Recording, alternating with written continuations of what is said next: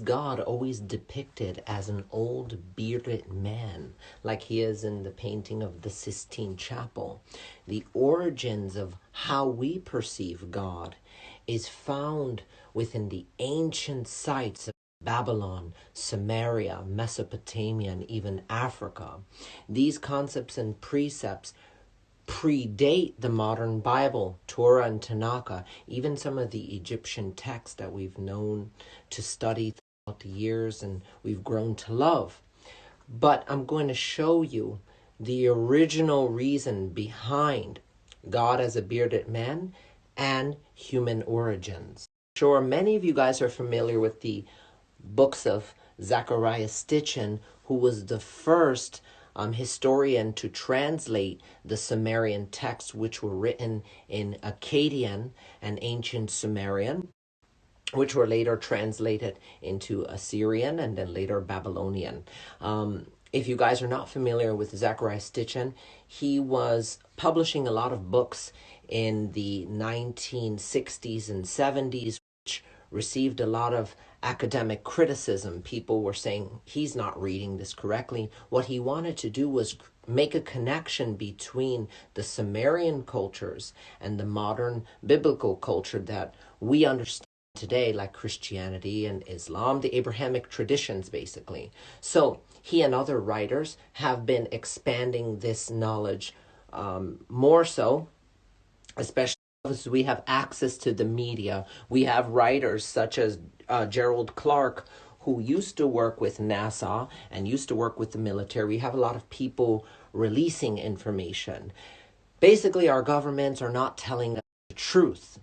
And people who have an inclination to want to learn more are studying and finding out that this is true. Not only are we being force-fed lies, but even from the core of our religious practices, it too has become a shroud.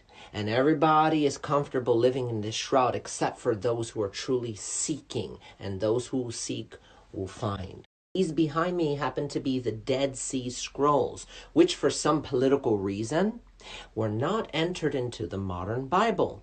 This is because the Dead Sea Scrolls show many stories that are relatable in comparison to the Sumerian stories, like Noah's flood, the story of Enoch, the Watchers, the gods who came down to create mankind. Authors of the Bible did not want you to see the connections in Sumerian culture because it will cause you to question authority. And so these scrolls were recently discovered in about 1947 or so, and it answered a lot of the questions that people had, like where did we come from? Why are we here? What is original sin? What really happened in Eden? And we're going to get those answers. Last surviving complete texts were kept within churches in Ethiopia. So thank the Africans, thank the Ethiopians for containing this rich knowledge and chronological history that we now have today. So you can go explore. The books of Enoch talk about God's first prophet, Enoch, who achieved and attained the status of an archangel. He became Metatron. He also is known as Thoth to the Egyptians because in the book of Isaiah it says that he built a pillar in the lands of Kemet and Cush. Those, of course, those pillars being the pyramids that we love today. So the books of Enoch, Joseph Lumpkin has a wonderful translation of the books of Enoch, which are readily available today. They're divided in 3 different books. Now, the books of Enoch happen to be the first books of the Bible, which were not added for reasons that I'm going to get into.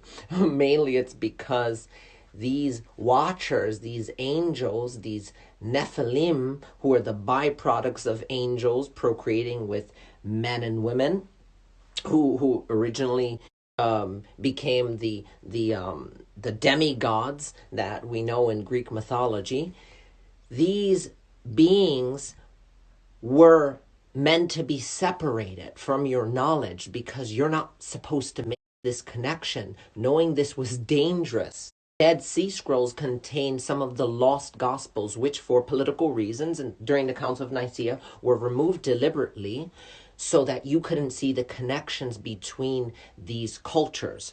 The Dead Sea Scrolls also show other Gospels like the Gospel of Mary Magdalene, the Gospel of Judas Iscariot, the book of Tobit, the book of the Maccabees. These books were purposely, deliberately removed. But the book of Enoch, being the oldest, literally shows you the connections between Sumerian and Judeo-Christian culture, Abrahamic culture.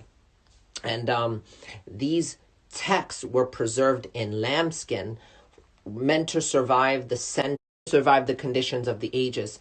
If you look in the Judaic text, the Midrash or the Talmud, which originated in Babylon, you'll see the stories of the prophet Daniel, and you'll see how the Jews stayed in captivity with the Babylonians for about 80 years before they were able to return back to the Temple of Solomon. During that time, a lot of cultural exchanges were happening there that a lot of Kabbalists will still deny till this day. But the truth is there, because if you trace the history, you're going to see that these cultures were always exchanging ideas. We have a map of Mesopotamia, and we could see a city over here known as Ur. It was said that Abraham himself was from Ur, and Abraham, being the father of modern religion, well, monotheism, came from this mass. But here you could see all of the other empires forming. Sumer or Sumer, you have Babylon, Akkad, the Assyrian dynasty, and then finally this was all conquered by the Babylonians, and then later on the Persians, and that's where Zoroastrian teaching spread. Zoroastrianism had its influence based on the ancient Sumerian, Assyrian, Babylonian, Hittite, Hurrian traditions. Really fascinates scholars is the ancient Mesopotamian king list of Babylon. It shows that kings lived for thousands of years. How could this be so? They had to have had a particular bloodline or some advancements in their genome which made that possible. And the Mesopotamians were excellent record keepers. I mean, Hammurabi's code comes from Mesopotamia. Moses' 10 Commandments. A lot of these laws were influenced from the cradle of civilization. Behind me are the 7 tablets of destiny. These are the 7 Babylonian tablets which were later renamed the Lost Books of Enki. So these tablets discussed human origins, and what scientists found was fascinating. It still astonishes people in the field today because it answers the questions that the Bible sought to remove, or authors of the Bible. It answered questions of human origins, what paradise really was for. It talked about gold mining, the original flood stories, the story of Adam and Eve, which we're going to get to. It talked about science, astronomy, astrology even, and all of these can be found within the texts of the Sumerians. Persian religion, which was a descent directly from the Mesopotamian religions, spoke about asuras and devas, angels and demons, the forces of good and evil. Asuras and devas are also used in Sanskrit to explain the Hindu gods or the Vedantic deities. So you can even see the cross-cultural significance between the Persian cultures, Zoroastrianism, and even modern Hinduism. Ancient Sanskrit texts talk about how humans evolved from various species like hominoids, Australopithecus, Neanderthal, Homo sapien, right? And you have beings like Jambavan and Hanuman serving Lord Ram, the great avatars or the demigods who walked the earth. And they lived for incredible lifespans. It's said that the Ram Setu, or the Holy Bridge, also called Adam's Bridge, which stretches from India into Sri Lanka today, was generated by these ape-like men, these Neanderthals, who possessed incredible strength and prowess. So this story also fascinated me greatly because it connects to those Sumerian texts. Scientists disagree on a lot of things, especially when civilization actually began.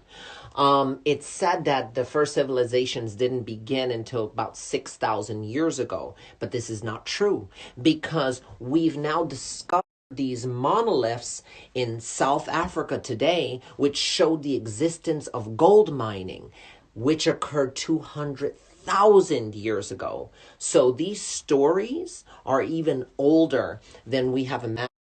And these monoliths match up to when Eve, the mitochondria of Eve, the first female, was also developed. The feminine genome was developed exactly 200,000 years ago in South Africa today, where these giant constructs were found, showing that the stories that we know today are not factual. We have to go back even further. A book that I recently read called Temples of the African Gods, it said that thousands of years ago, the gods came down to South Africa where the first mines were erected for human labor, slave labor, meaning humans were designed purposely to commit to the tasks of the gods or those who came down. Anunnaki means those who from the heavens descended. It corresponds with the word Nephilim. So there are a lot of similarities between the words. Sumerian texts speak about Anu, the god of the universe, and how he sent his two half-sons, Enki and Enlil. Enki is sometimes named Ea in some depictions. Ea came to the earth to slay Apsu and became the lord of the watery depths.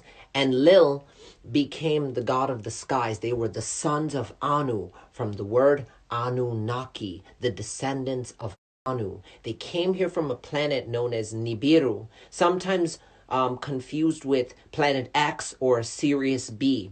They came from this planet which orbits our stratosphere every 5,600 years or so. And every time this planet moves in orbit, it causes catastrophes to our world, bringing about an Armageddon or a revelation or a Ragnarok or an ending of worlds. The sons of Anu came to Tiamat. Tiamat was originally a goddess or a dragon who was slayed by the son of Ea, named Marduk. Marduk would later go on to become the pro-god or the top, now or the head honcho of the Babylonian pantheon. Marduk, the son of Ea or Enki, slayed this great beast, and from her loins, from her body, he formed the basis of the world, Earth, known as Tiamat in the ancient language. Anu sent his two sons to Tiamat to mine gold. The reason for mining gold was to sustain the atmosphere, to keep the thermal heat within the ozone layer of Nibiru. But we need it, or the gods needed more gold, and so they went to Earth, Tiamat, setting up their first city in Eridu. Eridu is in modern Iraq and Afghanistan today. It stretches far and wide, which is why there are a lot of wars going on there today. This is to distract you so you don't know the truth. So basically, Australopithecus, Homo erectus, Neanderthal, we were all designed there using the blood of Tiamat and a fallen god named Kingu. Kingu went up against the gods, and so Marduk slayed him as well. Through his blood and mixture of clay, the first man was formed, and the first man's name was Adamu. The Hebrew word for Adamu also means born of earth. Adam means blood. So mixture of blood and clay. We born from this genetic splicing, right? Tampering with our DNA and God DNA. This is why humans are the only creatures on earth who feel like we don't really belong here. We always want more and more and more. This is because we have this extraterrestrial connection. Not to mention we have 2 alien chromosomes that science still can't understand today. Anyway, moving forward. Ea, or Enki, became the father of humanity. So we refer to him as Yahweh. The Hebrews called him Yahweh, and he saved us from a flood, which is also mentioned in the Bible. But this story predates Noah's Ark. It's even older.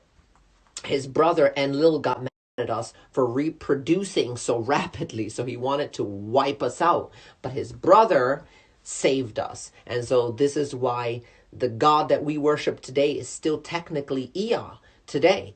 Knowledge and science of Kabbalah is all about manipulation of chromosomes and atoms and DNA configuration and working with genetic splicing. Even the origins of Christmas come from this ancient civilization. And we enact these rituals today with our holidays. And we don't even realize that we're honoring the ancient Sumerian gods. These traditions were passed down between empire to empire. Whoever wielded the power were able to manipulate the story or add their own hero or heroine or villain to the story. So Zoroastrianism contains a lot of the old Sumerian Mesopotamian teachings, and Zoroastrianism influenced a lot of Abrahamic traditions today. The major gods of Zoroastrianism is Ahura Mazda, and Ahura Mazda has these 7 celestial forces that work with him, kind of like archangels, and they're called the Spentas. In the future, I'm going to do a whole series on angels and the comparison between Zoroastrianism and Abrahamic traditions. Ahura Mazda is literally the great Anunnaki god Anu, or sometimes interchangeably he could be Enlil or Ea. He could be any one of those great gods, and the agents that work with him are, of course, the archangels that we know and love in Christianity today. This is why we're obsessed with gold today, why people fought wars over it. It comes from that ancient Anunnaki desire for it, which exists within our DNA. Gold is literally the alchemical metal of the sun. This is why alchemists were obsessed with creating ormus or gold products. It was to enhance their lifespans. If you boil and consume the atoms of gold, it rewires the chemistry of your brain. There's more information being put on this, more research being done. Gold heats up the body and it sustains atmosphere. The story ends with us rebelling against the gods and them leaving us to fend for ourselves. We are the next gods to watch over the earth, and we're doing a terrible job. But the higher ups are still the Anunnaki. We still revere them. They have lifespans of thousands of years. So we have yet to unlock the code within our DNA, because Enlil, the brother of Anu, deliberately put this regulator in our DNA so that we age.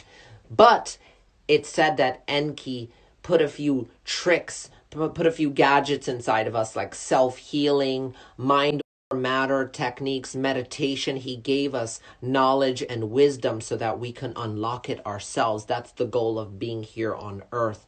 These gods, Enki and Anu, became Anu, Enlil, and Ea.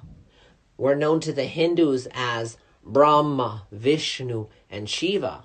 And to a certain extent, we're still worshiping the same gods. They're just taking on different names. Even if you go to Mesoamerica, they had different names over there. So it's about unlocking our full human potential. We have the DNA of the gods within us. And this is the truth that they don't want you to know. But if you keep going back further in your studies, you're going to realize that we're all one race. Some of us have more of the God DNA activated, but that doesn't mean we can't activate it. We all just have to be diligent about your practice so that you can activate your full awareness and potential.